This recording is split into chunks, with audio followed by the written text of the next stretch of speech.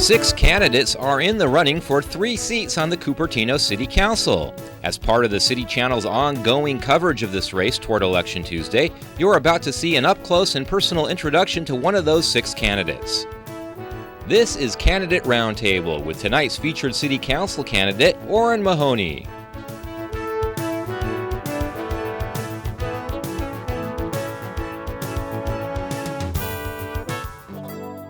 Hello. Welcome to another edition of Candidate Roundtable. I'm the moderator, Roberta Holloman, a member of the League of Women Voters of Cupertino, Sunnyvale.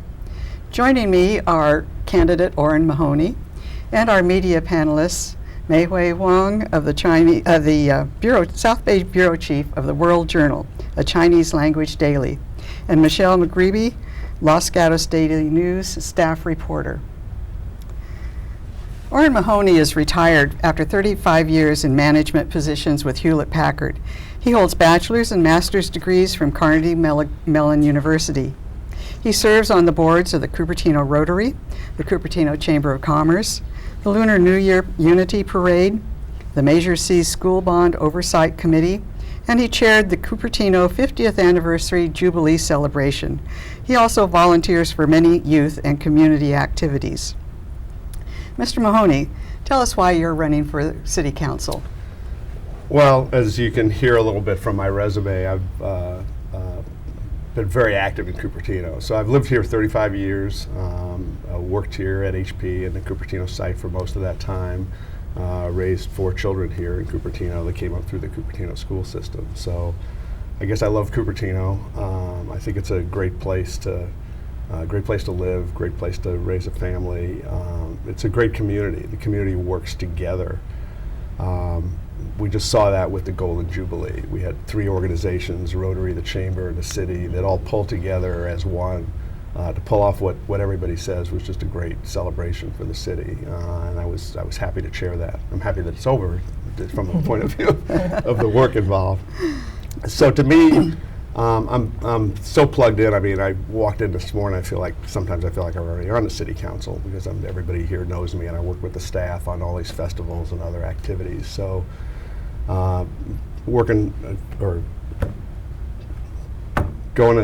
running for City Council is just kind of the next step for me to take the next step of involvement. I think Cupertino is a great place. I think we can work together to accomplish great things. That's my kind of campaign theme, working together. I've seen that happen, and I think I have the leadership to keep it happening. And by working together, we can achieve great things for the city. Yeah, all right. Nice event, Golden Jubilee. I was there. Nice. Did it teach you anything new about Cupertino after chairing this big event? I'd say it reinforced some things. I chaired the Oktoberfest that Rotary had that this replaced, and I've worked on the Art and Wine for the Chamber, and I've worked on numerous other events. All the events that we had in the past were edging toward more where the Jubilee went, and where next year, if we do it again, it'll take it even more.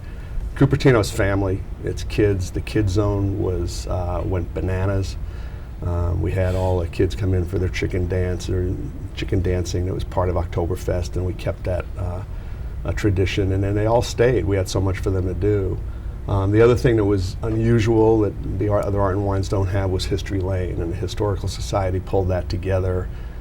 We did Cupertino's history starting from the Ohlone Indians and up through the high tech. And people love that. People, the old time residents saw the photos of, that was then, and connected with other people and whatever. So, and we didn't sell a lot of beer and wine.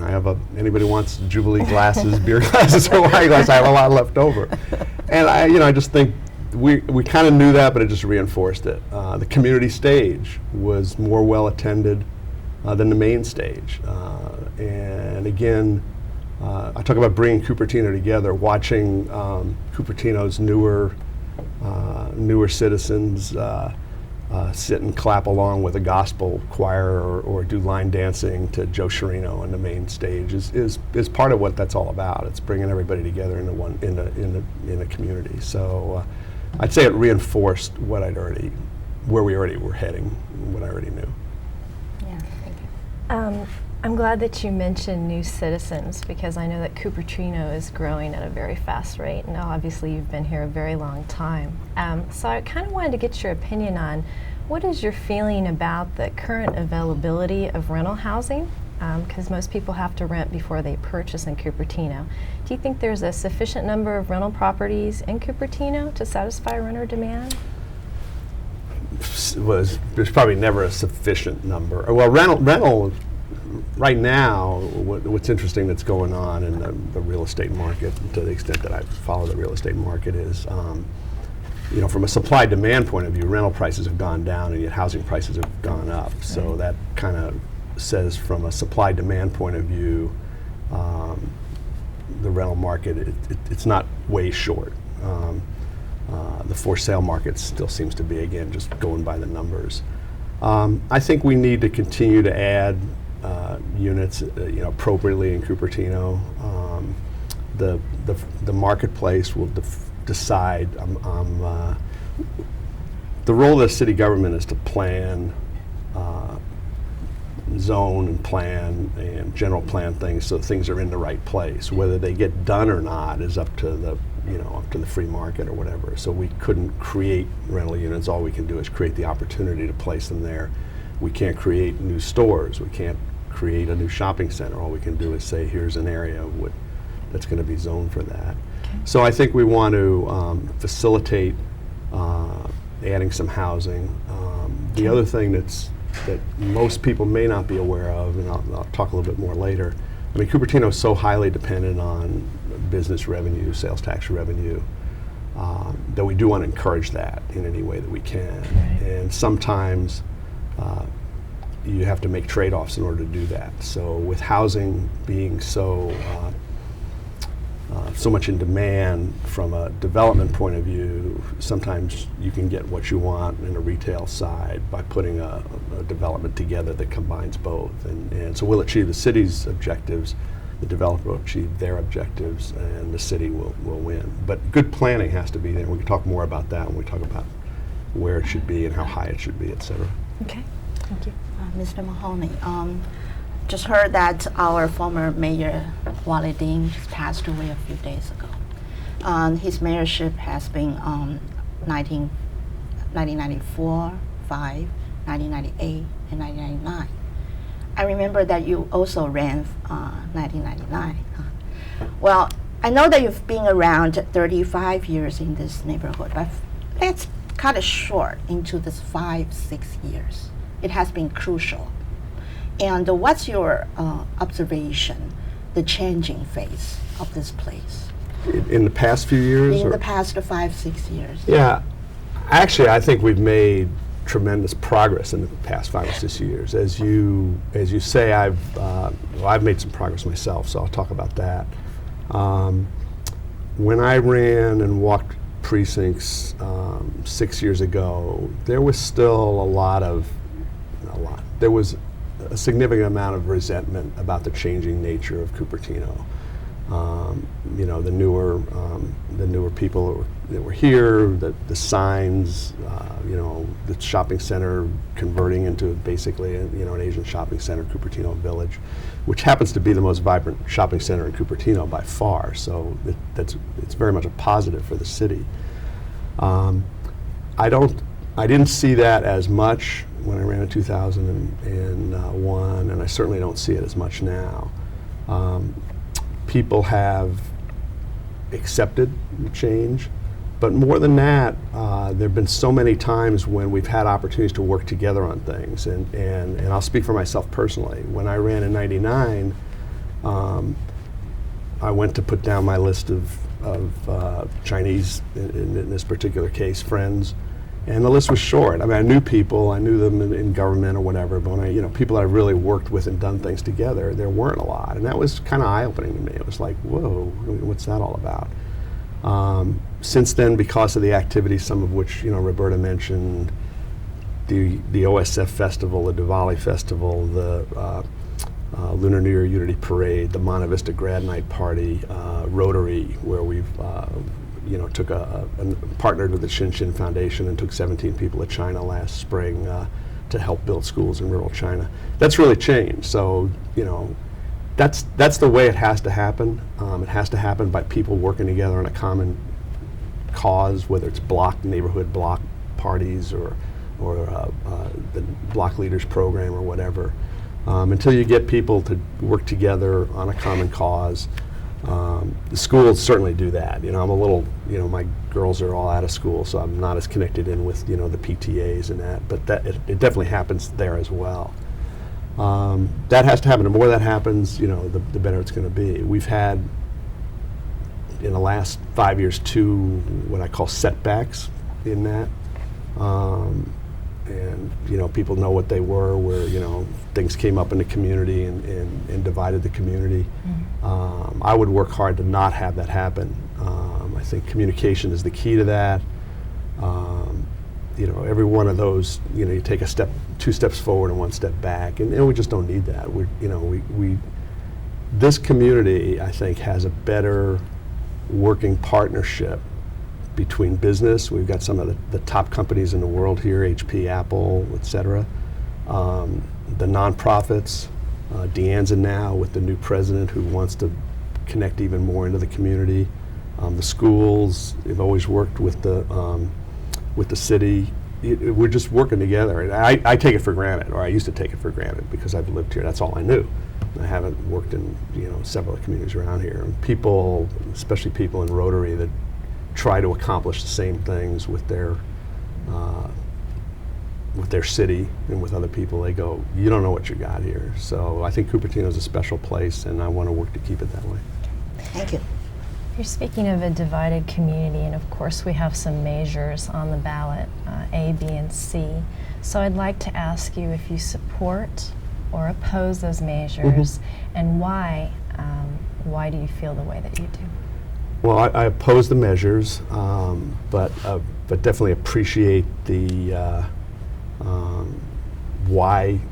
how they got there. I appreciate the fact that people were very concerned about some of the things that were happening in the community from a growth point of view. So I know a lot about planning. I was on the Planning Commission for 8 years in the mid-90s. During that time, we dealt with controlling growth and doing some things, and we did a couple of specific things. One is the hillside zoning ordinance that protected the hillsides and kept sprawl from rolling up into the hills. Secondly, we passed the R1 zoning ordinance. At the time, there was a big concern about so-called monster homes, these, you know, in neighborhoods where these big homes would go in, and we put an ordinance in place to control that, and that seems to have not been an issue lately. I think it did a good job, in some of the neighborhood communities or neighboring communities are trying to deal with that same thing. But one of the things I learned out of that is the power of good design. So you can have, whether it be an individual house or a rental, development, or even a business, a commercial property, an office space. You can have something that has good design that has higher density, or is larger actually, than something with poor design that's smaller. So to just only make it about numbers, I think, is a mistake. You also don't have, it also takes away the flexibility.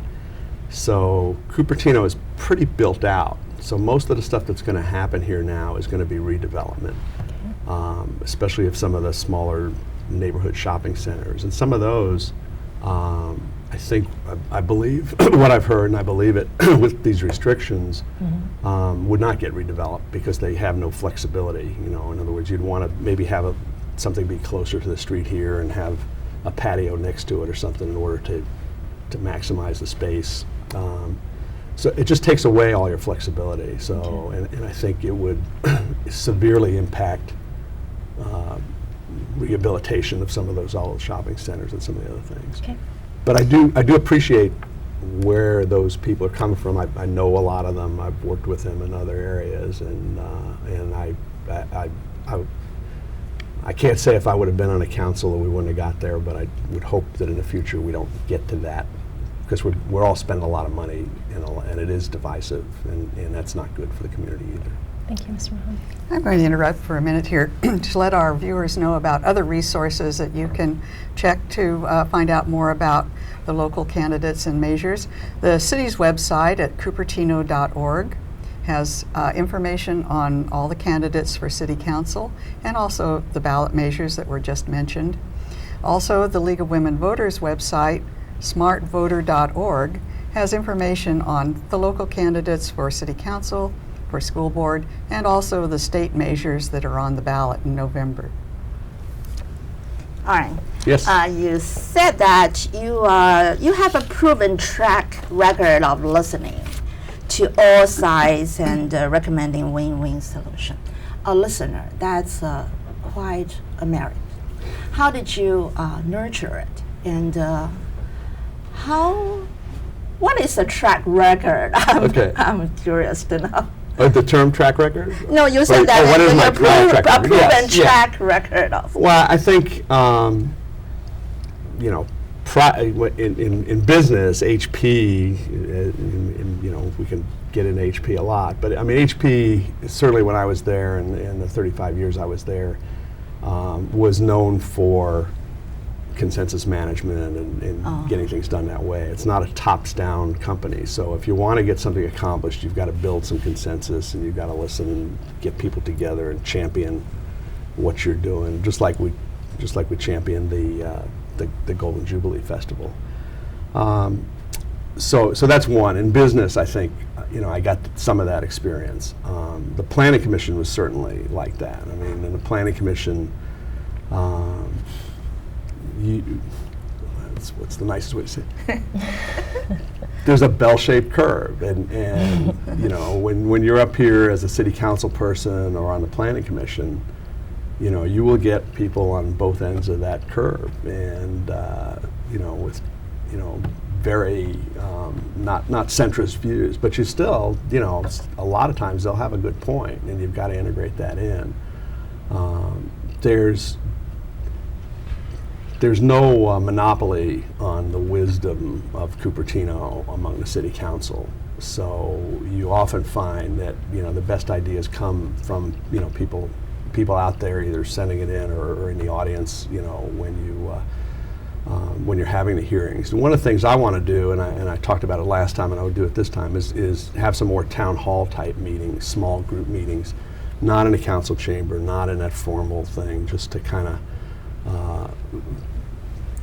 in the same spirit as when you walk precincts and just people are talking one-on-one about what's going on. The Golden Jubilee, I think, is a good example of a track record of pulling three organizations that all had their own all inputs and had their own reasons for wanting to do things the way they did it together, and it worked out really well. I mean, again, for those of you, I was honored to be selected as Citizen of the Year in 2005, and when I gave my speech, I said, one of the reasons I do this is the people are great to work with. I mean, I really, the people here on the staff in the city, especially the Park and Recs people I work with on all these festivals, Rotary for sure, the Chamber, all these other festivals, it's just fun. It's fun. Thank you. Mr. Mahoney, what is your long-term plan for the city of Cupertino? If you could imagine it 4 years from now, 10 years from now, 20 years from now? I think the city in general is moving in the right direction. So I don't, I'm not here to make a drastic change in the city. I think any organization or individual, you either grow or you fade away. So you grow in a sense of evolve, change, see new things. Valco didn't grow and it declined. I mean, the other shopping centers went through all these changes. Valco was stuck because of its ownership, and it showed, because you can't stay the same. Everything else is gonna change around you. So you need some level of change, evolution, development, and I think the key is managing that. I think one of the biggest challenges is you know, as a city council person, the decisions you're making are really long. Some of them are very long-term. So while I believe in the free marketplace, it operates on a shorter term. So a few years ago, you know, there was high demand for office space in the, you know, top of the .com craze and whatever. And so right now there's more demand for housing. So you can't say, well, you know, let's turn all the offices into housing, because, you know, 5 years from now you don't know what you're going to need. So you do need a balanced approach. We need a balance between housing, you know, retail and office space. And you need to kind of just manage through that and balance that out. You know, on the other hand, you don't want to create things in the city that are never going to be developed, that are going to stay eyesores forever. So it's a balancing act. So, you know, I guess it'll be interesting. So my daughter lives back in Connecticut now, and she's going to be moving back next summer, and I don't know where she's going to be moving back to California and have a grandson or whatever. I mean, I'd like to see this stay. Well, no, I don't know. See if she can afford it. You know, I'd just like to see Cupertino stay the place for raising a family. I was, many people may not have seen that, but San Francisco Magazine, which is the KQED subscriber magazine, did a rating in this month's issue of best places to raise a family, and Cupertino came out number 3 in the whole Bay Area. And the only places that were ahead of it were places like Piedmont and Montecito that are a little pricier than Cupertino. not that Cupertino is cheap. And I think that said something. You know, it was based on the educational system, which has always been a strength of Cupertino. It was based on public safety. It was based on a couple of other factors that are family-oriented factors. So I'd like to see Cupertino stay that way, and it requires a balance of things to do that. Only 4 cents of our property tax bill goes back to the city of Cupertino, and that's, you know, based on some stuff that happened way back with Prop 13. But that means that if the city wants to have a good public safety force with the sheriff's department, and wants to have good, excellent parks, which we do, and, you know, other recreational services, and keep the streets clean and landscape, that revenue has to come from other places, and most of it comes from sales tax, or the biggest single other chunk. So we need to have a vibrant business community, and it also, you know, a good business community isn't negative for the people living here. Places like, you know, the new Panera Bread and Le Boulangerie and Pete's and Coffee Society and Starbucks, those are places that people like to go and, you know, sit around and meet. And I'm hoping at Valco, there's a lot of good things happening with Valco. If people don't know that, it's kind of quiet. It's quietly happening. I mean, they're not, but the theaters, that's a done deal, and the theaters will bring other businesses, and the other businesses will, you know, bring other shops. So that'll just provide another place that'll be good for the city from a revenue point of view, but also good for the citizens and the people that live here, as a place to go and meet and do things. Okay, thank you. And Mr. Mahoney, you just mentioned a little bit about Cupertino's schools. Cupertino's always frequently always talked about for her good schools, and you raised 4 daughters in the school system. If you get elected as a council person, what kind of interaction, or are you going to what kind of interaction you're going to have with our school board on your side?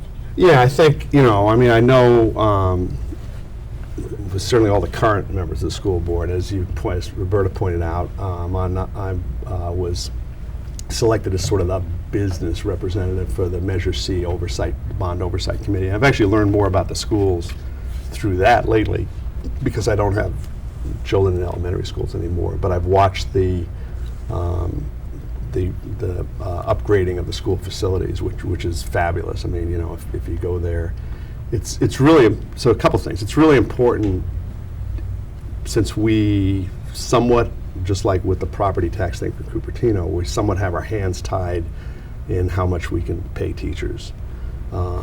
Again, because of, you know, the system that was set up with the way the property taxes flow and whatever. So it's important to, as much as possible, work around that to make it an attractive place for teachers to work. The facilities certainly do that, and the facilities upgrading.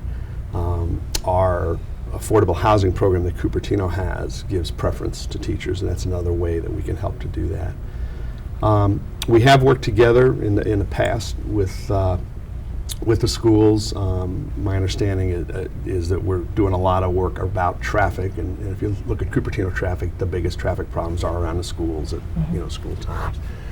And I think what I heard is that they did a really good job with the new middle school, with Lawson Middle School, to kind of work in partnership with the city around ways to do that, because the school can't do it themselves, city can't do it themselves.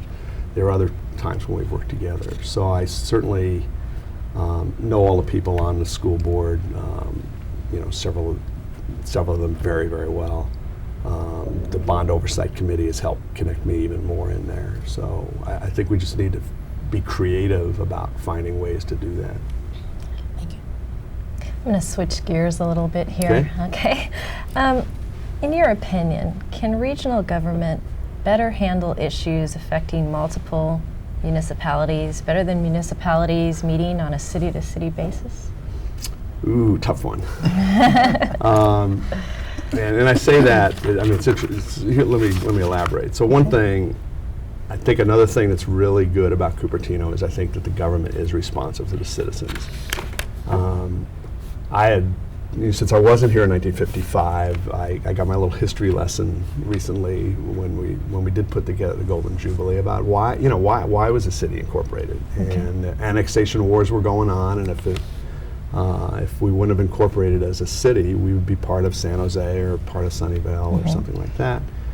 And people had concerns about that because it's part of San Jose, and I love San Jose as to going down, and we celebrate our anniversary there the other night in downtown San Jose, a great place to visit, and I could even live there, I think, maybe. Close.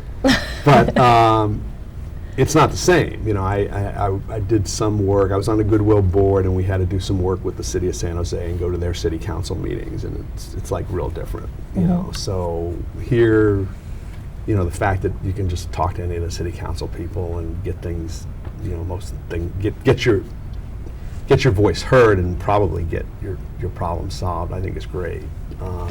So you want to be small enough. So I'm going to ask you to wrap up your answer.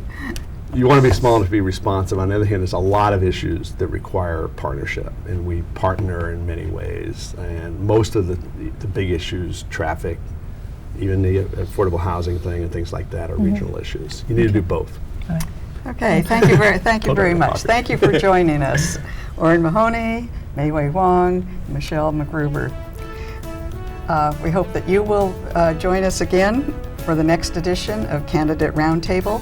Check the city's website for the broadcast dates and times.